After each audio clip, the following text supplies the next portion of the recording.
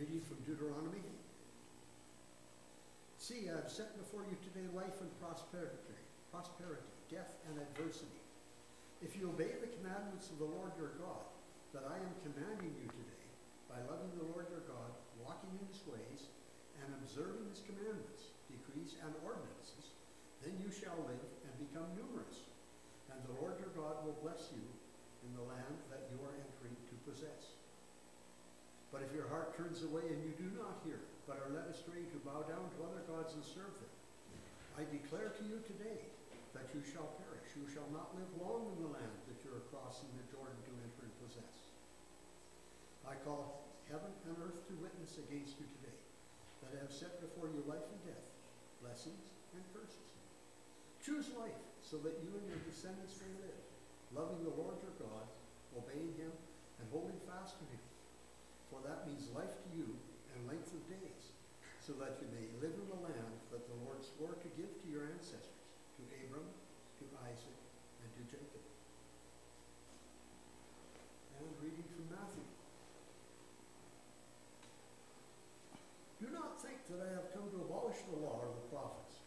I have come not to abolish, but to fulfill. For truly I tell you, until heaven and earth pass away, not one letter, not one stroke of a letter, will pass through the law until all is accomplished. Therefore, whoever breaks one of the least of these commandments and teaches others to do the same will be called least in the kingdom of heaven. But whoever does them and teaches them will be called great in the kingdom of heaven. For I tell you, unless your righteousness exceeds that of the scribes and Pharisees, you will never enter the kingdom of heaven. You have heard that it was said to those of ancient times, you shall not murder. And whoever murders shall be liable to judgment. But I say to you that if you are angry with a brother or sister, you will be liable to judgment. And if you insult a brother or sister, you will be liable to the council. And if you say, you fool, you will be liable to the hell of fire. So when you are offering your gift at the altar, if you remember that your brother or sister has something against you, leave your gift there before the altar and go. First be reconciled to your brother or sister, and then come and offer your gift. Come to terms quickly with your accuser while you're on the way to the court with him. Or your accuser may hand you over to the judge, and the judge to the guard, and you will be thrown into prison. Truly, I tell you, you will never get out until you have paid the last penny. You have heard that it was said, you shall not commit adultery. But I say to you, that everyone who looks at a woman with lust has already committed adultery with her in his heart. If your eyes cause you to sin, tear it out and throw it away. It is better for you to lose one of your members than for your whole body to be thrown into hell. And if your right hand causes you to sin, cut it off and throw it away. It is better for you to lose one of your members than your whole body to go into hell. It was also said, whoever divorces his wife and let him give her a certificate of divorce. But I say to you that anyone who divorces his wife, except on the grounds of unchastity, causes her to commit adultery, and whoever marries a divorced woman commits adultery. Again, you have heard that it was said before those of ancient times, you shall not swear falsely, but carry out the vows you have made to the Lord. But I say to you, do not swear at all, either by heaven, for it is the throne of God, or by earth, for it is his footstool, or by Jerusalem, for it is the city of the great king. And do not swear by your head, for you cannot make one hair white or black. Let your word be yes, yes, or no, no. Anything more than this comes from the evil one. So here we are on the 6th Sunday of Epiphany, the season of Enlightenment, right? Epiphany. And we're making our way through what we call the Sermon on the Mount in the Gospel of Matthew.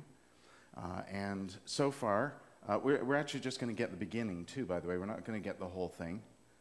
Thank goodness, because it's really long. It's I think the longest single discourse of Jesus in the Gospels. So we get this first piece, and we've had it in sections, right? A couple of weeks ago, we had Jesus reassuring us that we are blessed with the Beatitudes. Last week, we had Jesus reminding us that we are like salt for the earth and light for the world. And this week, we're moving into a piece where Jesus talks about the law and tells the people who are listening to him what the law means. I think that's what I mean to say. You'll see why I'm trying to be careful about that. Now, also, if you're really super observant, you will have noticed that I didn't actually follow the lectionary reading for this morning exactly. Because according to the lectionary reading for today, we should have started right at the beginning of, you've heard it said that murder's a bad thing. We shouldn't have had all that stuff before it. I wanted to add that bit before it, which you heard last week, because I don't think that's the logical break. I think the logical break is where we heard what we heard today. Now, I know lots of people who are way smarter than me came up with the lectionary and decided to divide it up that way. And I think I understand why. It's because this piece is about the law and how we might interpret the law. But you can't hear that without hearing Jesus first say, I haven't come to abolish the law, I've come to fulfill it. And wonder what he means by that. Because then he answers it. He says what he means by that. So, here's how I think this goes. A long, long, long time ago, the Hebrew people were lost. They were wandering aimlessly, and not just lost as a people, but they were lost themselves individually. They didn't know how to get along with each other.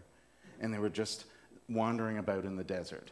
And you can understand that because after Moses led them into the desert from slavery in Egypt, they'd had generations of being slaves, of following orders, and doing things a certain way.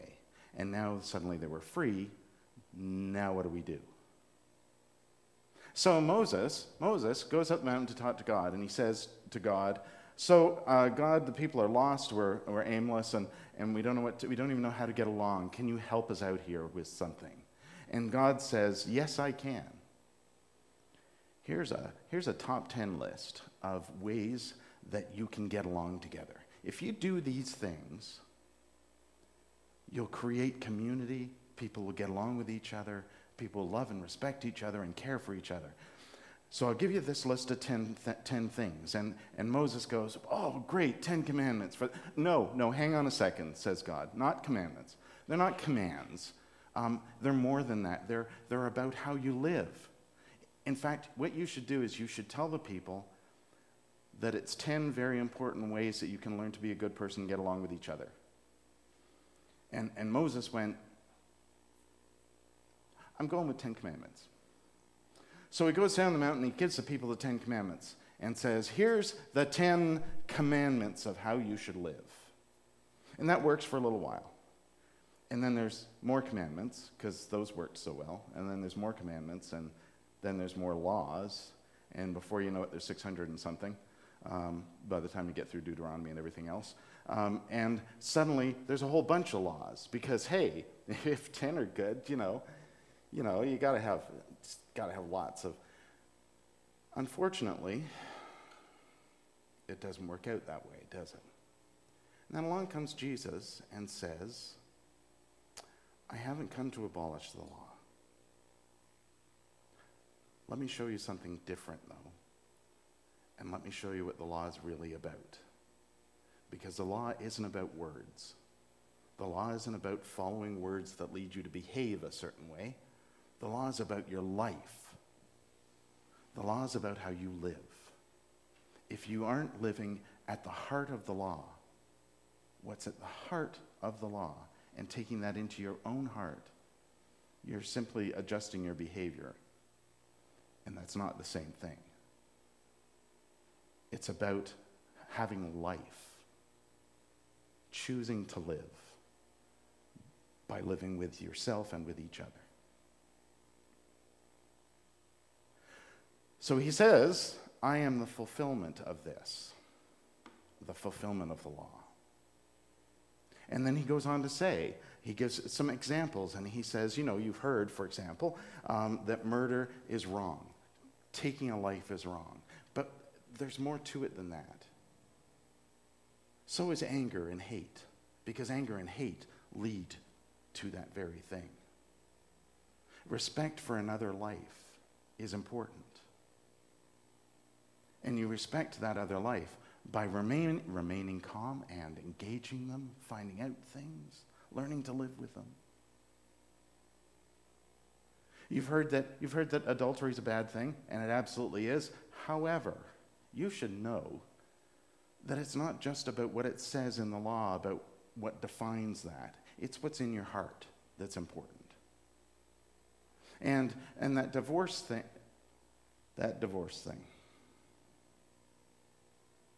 See, here's the moment which I'm sure you're hoping that I'm going to come up with some way of getting around that Jesus says divorce is a bad thing. Some way of interpreting it that makes it easier for us. Maybe he didn't say it even. I mean, after all, there's a theory that in fact the Sermon on the Mount isn't one continuous thing. The writer of the gospel took a bunch of different occasions and a bunch of different sayings and put them all into one package. So maybe he didn't really say that. I think he did. I think if the author of the Gospel of Matthew is recording this correctly, I think he did. In fact, I think it's more than likely he did, because that's not the point, really. The point is that the first century Jesus said this to his first century audience, because he knew his first century audience would understand. Because his first century audience would understand the letter of the law and what's at the heart of the law. That's the point he was trying to make. And here's how I'm going to say it to them. I don't think the 21st century Jesus would say it that way. I think he'd say more. I have a feeling he'd start to sound like Dr. Phil after a while, but I think he'd say it differently. But he'd make the same point, which is it's not about the letter, it's about the relationship.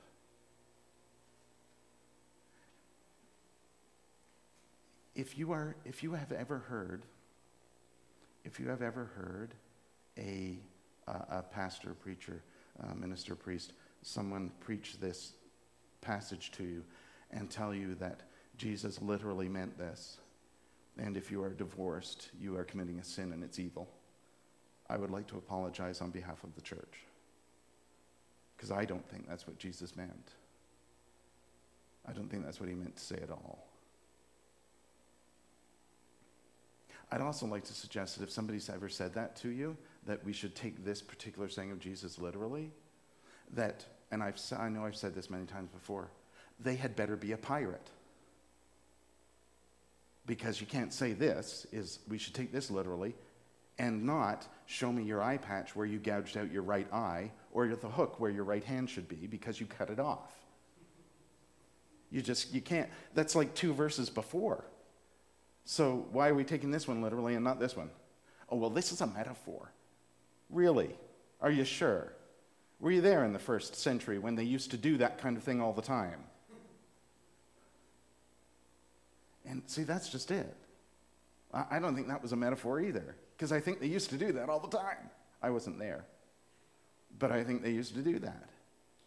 And the first century Jesus, talking to his first century audience, would have known that, especially in a country where he's talking to people who are essentially oppressed by another country which owns them. I think in the 21st century Jesus would talk more about how important relationship is, and would show some understanding and compassion that sometimes breaking the formalization of the relationship in order to create a better relationship is a good thing. That's not to say that all divorces do that, but sometimes they do, and that ought to be what they're for. You don't break the legal relationship unless it's in order to make it better. Because what's at the heart of that law is good relationship. Then he goes on to talk about a little bit more about oaths and swearing an oath. Why would you do that? Why would you do that?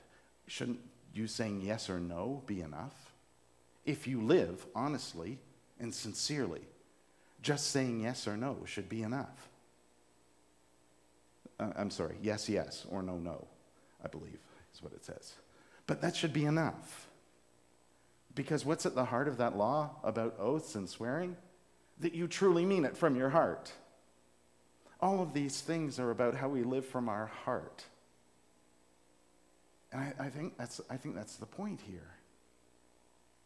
Is that if we live what's at the heart of the law, that is what is intended. That's what creates community. That's what builds relationship. It shares compassion and love with each other. That's the point of the law. It's not about controlling people or adjusting their behavior. It's about ensuring that we live, that we choose to live. So Jesus says, I'm the fulfillment of the law. Here's some examples of why it's so important to understand that it's what's at the heart of the law and not the letter of the law that's important. It's because it creates life. It brings life. I'm actually a little bit surprised, and I can only assume that it's because Matthew, the writer of the Gospel of Matthew, was recording the highlights. I can only assume that that's why he left out what surely should have followed this, which would have been Jesus saying, look, follow me and I'll show you what I mean. Because then Jesus goes on to live exactly what he just said. It's what's at the heart. It's what's in your heart. It's sharing what's in your heart. Follow me, and I will show you, Jesus says. Even Jesus reminds us that it's not about the words. It's about how you live, by showing us how to live, by showing us that love and compassion, engaging people rather than being afraid of them, is the way to live. Follow me, I will show you the way, says Jesus.